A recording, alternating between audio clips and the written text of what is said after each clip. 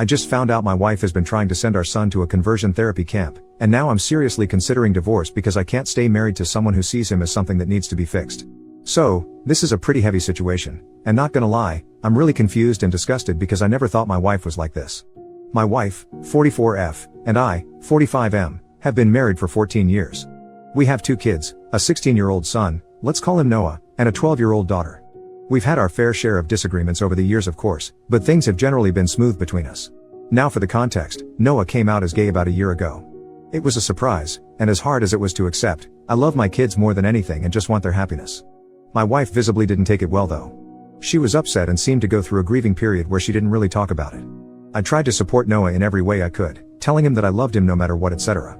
My wife, though, I could tell she wasn't on the same page. She would say things like this is just a phase or he needs help, but I brushed it off as her needing time. Fast forward to last week, and we were having a conversation about Noah's future. Out of nowhere, my wife casually mentions that she's been looking into conversion therapy camps and thinks it might be the right solution. She said that Noah isn't truly gay, that he just hasn't been shown the right path and that this could fix him. My blood ran cold obviously, I was in shock. I immediately told her I didn't agree and that this was not something I could support, duh. She got upset and said I was enabling Noah's confusion and that if I really cared about him, I would help him get better. What the heck is wrong with her? She was persistent, and no matter how much I tried to explain that conversion therapy is harmful, like I know those kids get abused, SA'd, and often end up either traumatized or unaliving themselves, and that I would never send our son to something like that, but she wouldn't back down. If I'm being 100% honest, I don't even think I love her anymore. The fact that she could be so heartless disgusts me. I know being gay is not easy and people like her just make it even harder.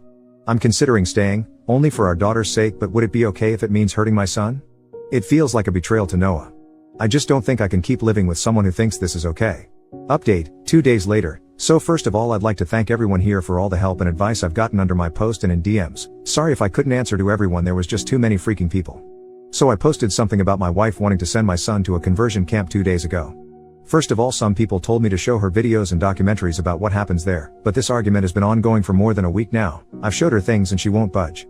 It's a really bad update if I can be honest, so let's get into it. All of you told me to try to get him out ASAP. Y'all were definitely right, so yesterday I took the day off and went to see an attorney just to get some info about divorce, etc. But after what happened, I'm 100% sure I want a divorce as soon as possible. Yesterday I went to pick Noah up at his school, and as many of you suggested, we had a long discussion. I basically told him his mom and I may be getting a divorce because she wants to send him to a conversion camp, but I can't accept that. I've talked with her many times and I told him I'll probably go through with it. He looked really hurt, my heart broke all over again, but was very understanding and thanked me for standing up for him. I pulled him into a hug and told him I'll always love him no matter what and that nothing's his fault. At that moment he started crying because he was so glad that at least I was on his side. And I'm very pissed, so sorry if I don't make sense, but apparently his mom had been pressuring him for months. She planned dates with girls to try and fix him and he had to lie by saying he was going at a friend's instead. She was saying he needs help and as much as she loves him he needs to get his condition cured, etc. I feel so bad because I've been so oblivious to all that and I've failed to protect him for all that time. How do you make your 16-year-old son go through that? So when we got home yesterday, I can't lie, I was furious and confronted her right then and there. At first she was trying to explain she was doing it for him, but her speech quickly turned to slurs and it was clear she was just ashamed of having a gay son. In the end I told her I went to see an attorney and that learning all that just confirmed that I want a divorce.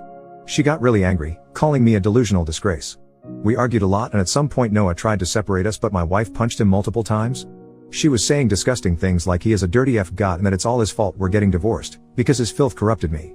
My daughter, who was probably in her room, came to see what all that commotion was about and was rightfully horrified and quickly called 911 when I told her to. Long story short, the cops got there and took her away. She was very reluctant to go because she was not in the wrong and they needed to let her go. I explained everything to my daughter and instantly she doesn't want anything to do with her mom anymore. Right now I'm actually in the hospital because my soon-to-be ex-wife broke my rib while I was restraining her. How do you even fix a broken rib? I should have probably went as soon as the cops took her, but I didn't care. My son was crying, with a black eye and split lip. They are checking for any concussion, and obviously the only thing I cared about was to comfort him because I can't even imagine what it can feel like being beaten by your mom for being gay. I'm planning to file for full custody of course, and my kids don't want to see her ever again anyway. Given all the charges she's facing, I hope she won't stand a chance against me. I just sent the mail to my attorney and I hope the procedures will be fast. I've also thought of getting CPS involved, but I'm not sure they will really help. Like, I cannot understand how you can grow so resentful of your own kid because of something they can't control. Even I had pretty strong opinions about it, but as a father it is my role to unconditionally love my kids, and so I learned about the topic and changed my way of seeing the world for him. It took some time grasping it, but I never doubted 1 second the love I have for my child. I thought it was the same for my wife. Visibly not. Second update, 16 more days later. So, a little over 2 weeks ago, I posted about my soon-to-be ex-wife putting both my son and me in the hospital because he is gay. First of all, I'd like to thank everyone for the support and advice we've received. The kind words were overwhelming. Now, for the update. It's been difficult ever since, but this is not a bad update. First of all, I was able to get an emergency custody order. I'm very, very relieved because many of you warned me about how people can have their kids forcefully taken by those conversion camps, and I'm relieved that she can't do that anymore. I'm still overly anxious and only leave my son alone when he's at school. I've instructed all the teachers to make sure no one but me approaches him. Thank God my boss has been understanding of the matter. I've been granted the exclusive use of our house as well, so I've changed the locks and installed security cameras. Many friends and family members, from my side of course, have been visiting often, to give us both emotional support and safety. Many of you also advised me to document every injury that my son and I sustained. Fortunately my son didn't suffer a concussion, so I took plenty of pictures and gave them to my lawyer, and she has also taken my son's and my daughter's testimony. Given all the charges my wife is facing, child abuse both physically and emotionally, neglect, endangerment, assault and battery, hate crime and domestic violence. Yeah, it doesn't look very good for her. Our lawyer is confident that I will 100% be granted full custody. She also said that it's likely soon to be ex's attorney will recommend that she gives up her parental rights, given the overwhelming evidence against her. Also it's very likely that my son and I, possibly even my daughter if she asks for it, will be granted a restraining order against her. My lawyer has told me CPS involvement will only strengthen my case, as they are thoroughly investigating everything. While we're still waiting to get the court date, I am feeling highly confident and relieved for the first time since all that crap happened. I've gathered tons of overwhelming evidence against the toxin, thanks to that person who came up with that name. I'll keep everyone updated, and thank you again for all the advice and support my kids and I have received. I honestly don't know how I could have gotten through this without all of you. Y'all just saved a family, be proud. New update, 3 months later. Hi everyone, it's been a while since the last update, and I'm sorry to have kept all of you hanging like this. I was honestly too focused on protecting my son to think about it. First of all, the divorce. The divorce isn't finalized yet, as my legal team focused on securing custody and protective orders first. Now that's settled, the divorce proceedings will be moving forward. About the custody, she gave up all her parental rights to both Noah and my daughter, which means I have full custody of both. Also, Noah and I thankfully got a restraining order against her. However, for some reason, the judge decided my daughter didn't need one since her mother hadn't physically attacked her. My lawyer was fuming. As if her actions weren't self-explanatory. I don't know what that judge was on, but I sure as hell want it. About the sentencing.